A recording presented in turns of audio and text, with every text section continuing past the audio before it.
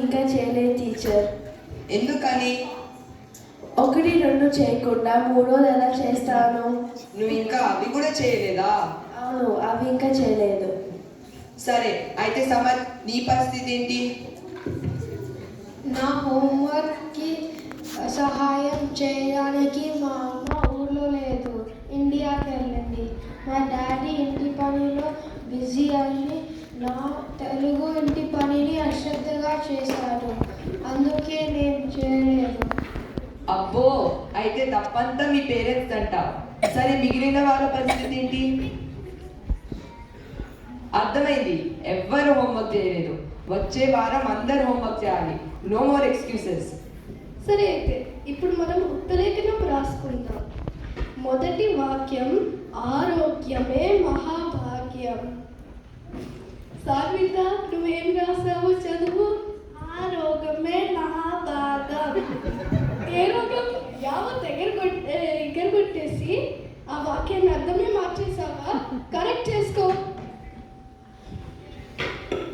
రెండో వాక్యం, పెద్దలను గౌరవించాలి. సాన్వి, ఒకసారి నువ్వు ఏం రాసావో చదువు. పేదలను గౌరవించాలి. Wait, something is wrong. ఒత్తులను మర్చిపోతే సంథింగ్ కాదు, అంతా రాంగే. పేదలు కాదు, పెద్దలు. ఏంటి నీ చెప్తుంటే నవ్వుతున్నావు? నా పక్కన అమ్మాయి ఏం రాసిందో చూస్తే మీరు కూడా నవ్వుతారు. పెద్దలను గౌరవించాలి. అందరూ గౌరవించేటట్టున్నారు. కరెక్ట్ చేసుకోండి. సరే, అయితే మూడో వాక్యం, ఐకమత్యమే మహాబలం. ఏంటి శ్రీహిత్, ఖాళీగా కూర్చున్నావు? అప్పుడే రాసేసావా? ఓ, నేను ఎప్పుడో రాసేసాను. అదేంటి, ఇప్పుడే కదా చెప్పింది, అలా ఎలా రాసేసావు?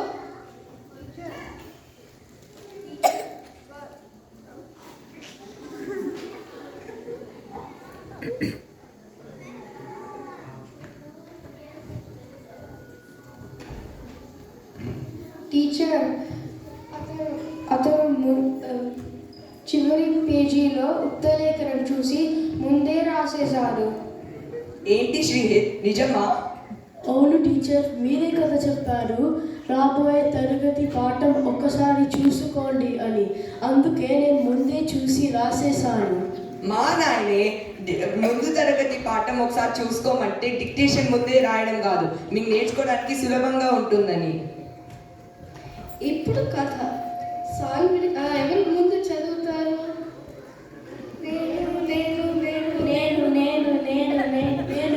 నేను పోనీలే, కనీసం కథ చదవడానికైనా పోటీ పడుతున్నందుకు నాకు చాలా ఆనందంగా ఉంది.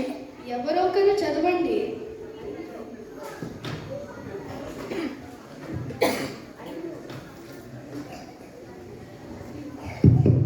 అయ్యో, అది చదవడం మీద ఇంట్రెస్ట్ కాదు.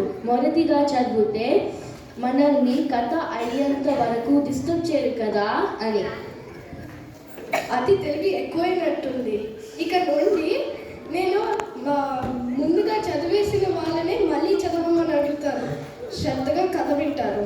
సాన్విత, నువ్వు చదువు. కథ టైటిల్ పేరు మార్చిపోయిన ఈగ. మార్చిపోయిన, ఏప్రిల్లో పోయిన ఈగ కాదు, మర్చిపోయిన. సరిగ్గా చదువు. పేరు మర్చిపోయిన ఈగ. That's so silly. అసలు పేరు మర్చిపోతుంది ఈగ. అది కథ చదివితే తెలుస్తుంది. కంటిన్యూ. అనగనగా ఒక ఊరిలో ఒక ఈగ ఉండేది. ఆ ఈగ ఇల్లు శుభ్రం చేస్తుండగా పేరు మర్చిపోయింది. అసలు ఈగ పేరు మర్చిపోతుంది.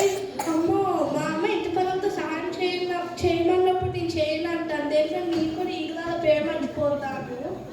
తెలివి తెల్లారినట్టుంది. ఇలా సగం సగం పనులు చేసి మీరు ఈ ఇంట్లో పనులు ఎక్కొట్టడానికి సాకులు వెతుక్కుంటున్నారు. అంతా మళ్ళీ చదివితే అర్థమవుతుంది. కాలాలన్నీ, వాటికి ఒక ఉదాహరణ చెప్పండి. కాలాలు 3: భూతకాలం, వర్తమాన కాలం, భవిష్యత్ కాలం. భూతకాలం, నేను నిన్న తెలుగు హోంవర్క్ చేయలేదు. వర్తమాన కాలం, నేను ఎప్పుడు తెలుగు హోంవర్క్ చేయడం లేదు. భవిష్యత్ కాలం, నేను రేపు తెలుగు హోంవర్క్ చేయను. మాత్రం చేయవు. అవును టీచర్, నాకు తెలుగు హోంవర్క్ చేయాలంటే చాలా కష్టంగా ఉంటుంది. ఇష్టపడి చదివితే కష్టం కూడా సులభంగా ఉంటుంది. Yes coming. ఏంటి ఇంత లేట్గా వచ్చా? నా కార్పూల్ అతను కాస్కోకి పటేల్ బ్రదర్స్కి వెళ్ళి వచ్చేసరికి ఎంత లేట్ అయింది. నా తప్పే లేదు. సరే వచ్చి కూర్చో. మీరందరూ పద్యం నేర్చుకున్నారా? ఎస్, సాల్ట్ పద్యం ఐరన్ పద్యం. సాల్ట్ పద్యం, ఐరన్ పద్యం ఇవెప్పుడు నేను వినలేదే. అదే టీచర్, సాల్ట్ పద్యం అంటే ఉప్పు కప్పు రంగు, ఐరన్ పద్యం అంటే ఇల్లు విరగలేని పద్యం. ఇందులో ఇంత అర్థం ఉందా? సరే ఏదో ఒకటి చెప్పు. We can join iron even if it breaks, but heart cannot be joined. అమ్మా ఇంగ్లీష్ పండితురాలా, పాప పైన వేమనని ఐరన్ పద్యం వింటే ఏమైపోతారో. కొంచెం తెలుగులో చెప్పు. ఇనుము multiple times విరిగితే అతకబుల్, but మనసు not అతకబుల్. చరణ్, క్లాస్ లో బబుల్ గమ్ అలా లేదు అని తెలుసు కదా, బయటకి వెళ్ళి ఊసేసి. ఒక నిమిషం టీచర్, ఇప్పుడు మింగేసా. అదేంటి, బబుల్ గమ్ మింగేసావా? అవును, మా డాక్టర్ ఏదైనా బాగా నమ్మలే అప్పుడు మింగాలి అని అన్నాడు. అందుకే ఇప్పటి వరకు ఏదైనా బాగా నమ్మలే అప్పుడు మింగేస్తా. ఏడ్చా, డాక్టర్ చెప్పింది రెగ్యులర్ ఫుడ్ ఐటమ్స్ కి మాత్రమే. ఇప్పుడు నీకు ఎలా ఉంది? నేను ఇది చాలా సార్లు బబుల్గా మింగేస్తాను, ఏమి కాలేదు.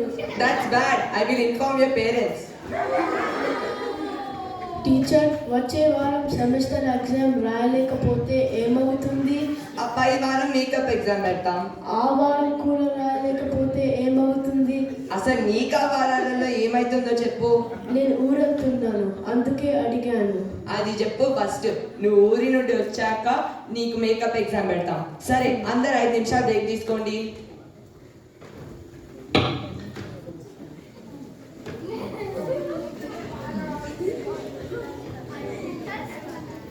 ఇదేంటి 15 నిమిషాలైంది, వీళ్ళెవరు ఇంకా తిరిగి రాలేదు.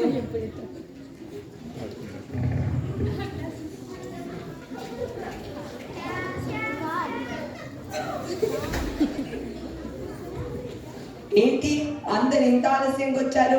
ఏమైంది? ఇందాక బయటున్న ఫైర్ అలార్మ్ మోగింది. ఏంటా అని చూస్తే సమర్థ్ బయటున్న పానిక్ బటన్ పుష్ చేశాడు, అందుకే అలార్మ్ మోగింది. ఏంటి సమర్థ్, నిజమా? అవును టీచర్, నేను దానిపైన ఇన్స్ట్రక్షన్స్ ఫాలో చేశాను. అవేమి ఇన్స్ట్రక్షన్స్? లిఫ్ట్ హియర్ అని ఉంది, లిఫ్ట్ చేశాను. పుష్ హియర్ అని ఉంది, పుష్ చేశాను. మానైనే, అది ఎమర్జెన్సీలో మాత్రమే అని ఉంది. చదవలేదా? ఏమో టీచర్, నేను చూడలేదు. మీరు ఇలా సగం పనులు వేస్తే ఇట్లనే ఉంటుంది. ఇప్పుడు మనం మాసాలు నేర్చుకుందాం. ఎవరికైనా తెలుసా?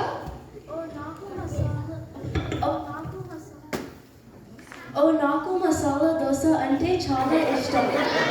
మసాలా దోశ పూరీలు కాదు, మాసాలు అంటే తెలుగు మంత్స్. ఎన్నో తెలుసా? ఇంగ్లీష్ మంత్స్లో 12, కానీ తెలుగు మంత్స్ తెలీదు. ఈ తెలుగులో కూడా 12. ఒకసారి నాతో పాటు చదవండి. అందరు పేజ్ 120 తీయండి. ఈ రోజు మనం ఆంధ్ర కేసరి గురించి నేర్చుకుందాం. మీలో ఎవరికైనా తెలుసా? నాకు తెలుసు. ఆంధ్ర కేసరి అంటే ఆంధ్రలో చేసే కేసరి, అది రవ్వ కేసరి. ఆ స్వీట్ అంటే నాకు చాలా ఇష్టం. మీకెప్పుడు తిండి గోలే. ఆంధ్ర కేసరి రవ కేసరి లెక్క స్వీట్ కాదు. అతను ఒక గొప్ప ఫ్రీడమ్ ఫైటర్. అయితే నాకు తెలుసు టీచర్, అతను భగవంత్ కేసరి. ఇది సినిమా కాదు. ఆంధ్ర కేసరి అంటే ఒక గొప్ప ఫ్రీడమ్ ఫైటర్. ఫ్రీడమ్ ఫైటర్ అంటే బ్రిటిష్ వాళ్ళతో ఫైట్ చేశారు వాళ్ళే కదా. అయితే నాకు తెలుసు. రామ్ చరణ్, జూనియర్ ఎన్టీఆర్. వాళ్ళకి ఇప్పుడు ఎందుకు వచ్చారమ్మా? RRR సినిమాలో వాళ్ళిద్దరూ బ్రిటిష్ వాళ్ళతో ఫైట్ చేశారు కదా, అందుకే నేను చెప్పాను. వాళ్ళు కేవలం యాక్టర్స్ కానీ వాళ్ళు చేసిన క్యారెక్టర్స్ అల్లూరి సీతారామరాజు, కొమురం భీమ్. ఆంధ్ర కేసరి కూడా వాళ్ళలాగానే గొప్ప ఫ్రీడమ్ ఫైటర్. ఆంధ్ర కేసరి అసలు పేరు టంగటూరి ప్రకాశం పంతులు. ఆయన ఆంధ్ర రాష్ట్రానికి మొదటి ముఖ్యమంత్రి. ఇప్పుడు మనం అనువాదం చెప్పుకుందాము. నేను ఇంగ్లీష్లో కొన్ని వాక్యాలు చెప్తాను, మీరు అవి తెలుగులో చెప్పండి. Hello, how are you, didn't see you for a long time తెలుగులో చెప్పండి. Hi, how are you? Hi, ఎలా ఉన్నారు? నిన్న దూరం నుంచి చూడలేకపోయాను. ఎందుకమ్మా ఐసైట్ ఏమైనా వచ్చిందా?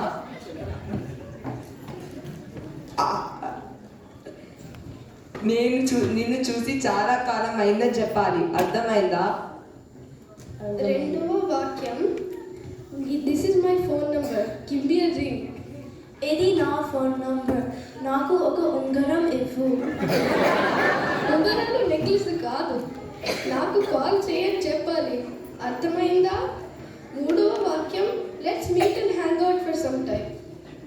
మనం కలిసి కొంచెం సేపు వేలాడదాం. ఎక్కడ వేలాడతారా? కోతల్లాగా చెట్ల మీద వేలాడతారా? మనం కొంచెం సమయం గడుపుతాము అని చెప్పాలి.